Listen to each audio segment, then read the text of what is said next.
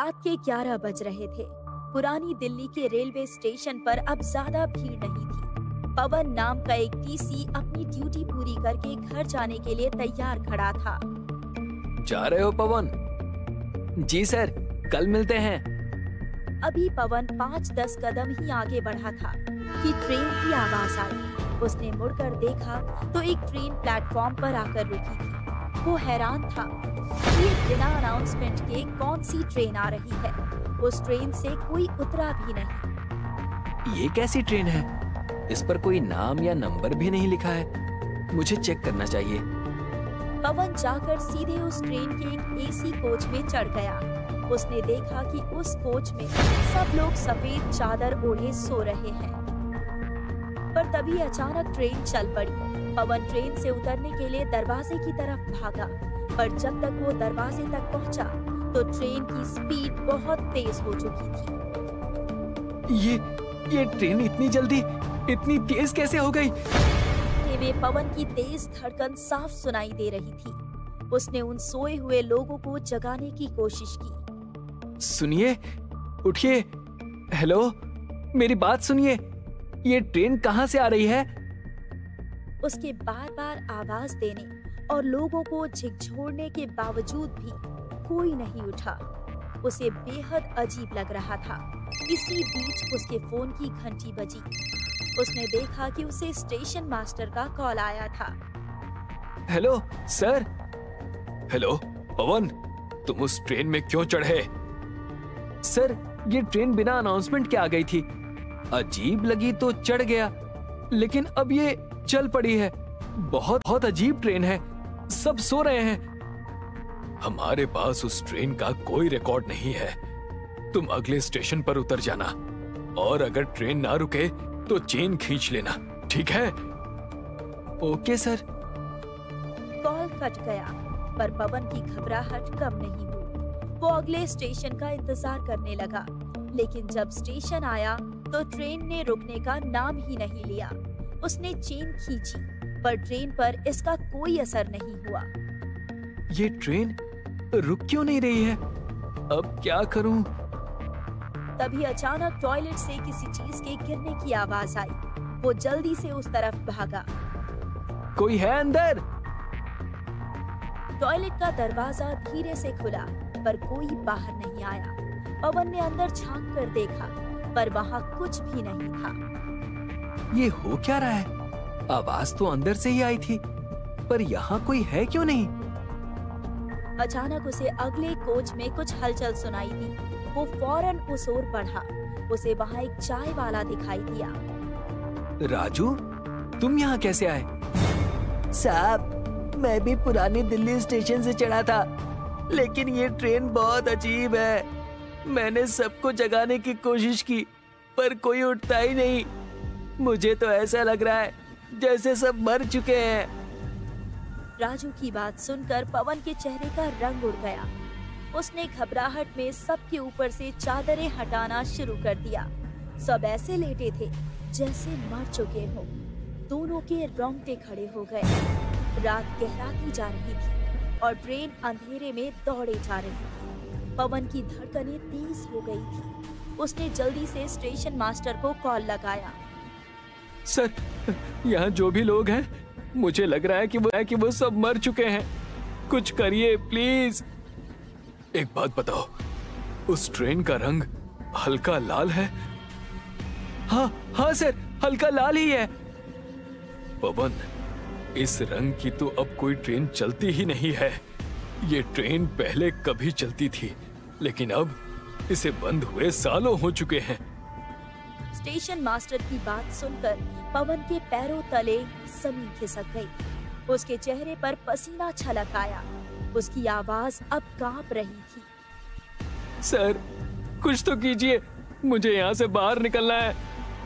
और मुझे भी सर। स्टेशन मास्टर ने कहा कि वो कुछ मदद भेजने की कोशिश करेगा और फोन काट दिया। पवन का सिर दर्द से फटने लगा। राजू, यार एक चाय दो यार, सर दर्द होने लगा है। हाँ, अभी देता हूँ। राजू ने उसे एक चाय का कप पकड़ा दिया और खुद के लिए भी एक कप चाय निकाली। दोनों ने जैसे ही चाय पीनी शुरू की तो उनके होश उड़ गए। चाय खून में बदल चुकी थी। ये क्या भला है? ये चाय अचानक खून कैसे बन गई? साहब, ये ट्रेन भूतिया है। पवन ने गुस्से में इधर उधर लातें मारनी शुरू कर दी। राजू ने उसको संभालते हुए कहा, साहब, थोड़ा सब्र रखिए, शांति से सोचते हैं कि क्या करना है। आइए, बैठ जाइए। दोनों एक खिड़की वाली खाली लोअर बर्थ पर जाकर बैठ गए। अभी उन्हें कुछ ही देर हुई थी कि उन्हें खिड़की पर किसी के खटखटाने की आवाज सुनाई दी। चलती ट्रेन में कोई खटखटा कैसे सकता है? कौन है? फिर भी हिम्मत जुटाकर दोनों ने खिड़की के बाहर झांकने की कोशिश की। बाहर घना अंधेरा था, लेकिन अचानक उन्होंने देखा कि दो खून से सने हाथ खिड़की पर थपथपा रहे हैं। दोनों खौफ से उठ खड़े हुए। पवन ने कांपते हुए फिर से स्टेशन मास्टर को कॉल लगाया। सर, यहाँ खिड़की पर खून से सने हाथ खटखटा रहे हैं। प्लीज जल्दी कुछ कीजिए, प्लीज हमें बचा लीजिए। ऐसा लगता है जैसे ये हमारा ट्रेन का आखिरी सफर होने वाला है। इतने में एक स्टेशन आ गया। पवन ने जल्दी से स्टेशन मास्टर को इसकी जानकारी दी और दोनों, पवन और राजू, जल्दबाजी में ट्रेन से उतर गए। स्टेशन सुनसान और भयानक लग रहा था, बिल्कुल वीरान, पुराने समय का। आसपास कोई भी इंसान नहीं था। पवन, उस स्टेशन का नाम क्या है? यहाँ केरूगंज लिखा है सर। पवन, इस नाम का स्टेशन तो इस रूट पर कहीं नहीं है, लेकिन हाँ, 60 के दशक में ये स्टेशन था। उनके ये कहते ही पवन और राजू एकदम डर से कांप उठे। पवन की आंखों में हैरानी और डर की झलक साफ दिखाई दे रही थी। अब हम क्या करेंगे साहब? पवन, शायद तुम दोनों को वापस उस ट्रेन में चढ़ना चाहिए। हो सकता है ट्रेन अपनी मंजिल तक पहुंचे तो तुम दोनों बच जाओ। चलो, हमें इंजन तक जाना होगा। हो सकता है वहां से कुछ समझ में आए। दोनों दौड़ते हुए ट्रेन के इंजन तक पहुंचे। इंजन में कोई भी नहीं था। वो दोनों अंदर चढ़ गए। ट्रेन धीमी गति से फिर से चलने लगी। ये क्या? ट्रेन अपने आप कैसे चल रही है? तभी उन्हें अचानक एक अजीब सी फीलिंग होने लगी, जैसे टाइम में कोई ग्लिच हो रहा हो। इंजन के अंदर उन्हें धुंधली सी कुछ आकृतियां दिखने लगी। दो आदमी वहां बैठे हंसते हुए बातें कर रहे थे, मानो वो किसी दूसरे समय की झलक हो। और फिर पलक झपकते ही वो गायब हो गए। ये क्या हो रहा है? क्या हमने भूत देखे?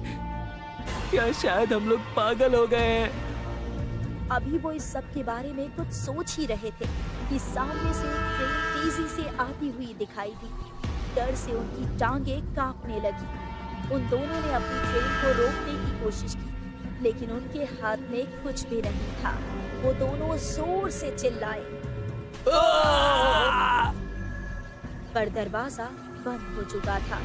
सामने वाली ट्रेन उनकी ट्रेन में बिना टकराए पार होती चली गई, मानो उनकी ट्रेन जैसे हवा हो। ये ट्रेन शायद असली नहीं है। तुमने सच कहा था, ये भूतिया ट्रेन है। पर अब हमारा क्या? हम कैसे बचेंगे?